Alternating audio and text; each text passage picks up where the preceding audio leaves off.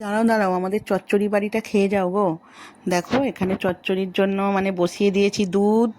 দুধ দিয়ে কিন্তু চচ্চড়ি হবে না, দুধ দিয়ে পায়েস হবে, ঠিক আছে? আর পায়েসটা আর কি এই একটুখানি এই যে পায়েসের চাল নিয়েছি, এটা ঠাকুরের মতো করব, আর আমাদের পায়েসটা পরে করব।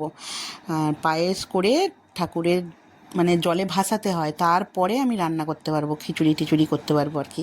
আর চচ্চড়ি মানে হচ্ছে আমাদের এখানে খিচুড়ি, খিচুড়ি আর পায়েস আর ভাজাভুজি। এখানে দেখো কুমড়ো কেটেছি, চিচিঙে, বেগুন আর আলু কেটেছি, আর একটা হচ্ছে পটল।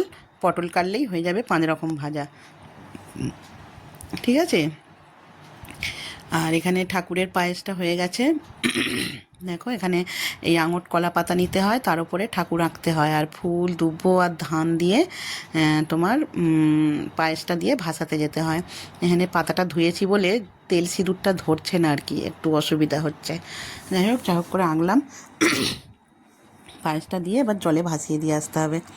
বুঝতেই পারছো একা একা ভিডিও বানাচ্ছি কেমন হচ্ছে, তার জন্য বোঝাই যাচ্ছে।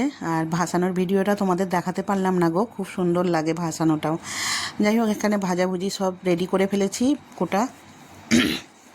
আর ওখানে আমি চালেরও খিচুড়ির চালটাও রেডি করে রেখে দিয়েছি। দেখো এখানে সব কিছু চাল ডাল ধুয়ে নিয়ে এসে তোমার সব কিছু ম্যাগনেট করে রেখে দিয়েছি।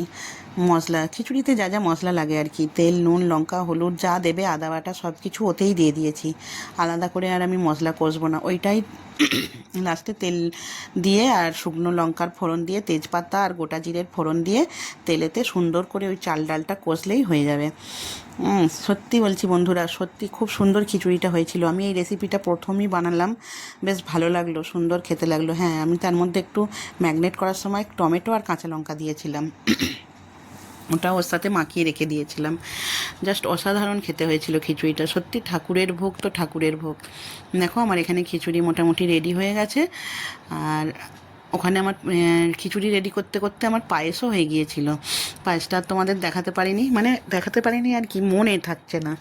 ভিডিওটা যে করব রান্না করতে করতে মনে থাকছে না যে এটার পর এটা ভিডিওটা তুলে দেখাবো।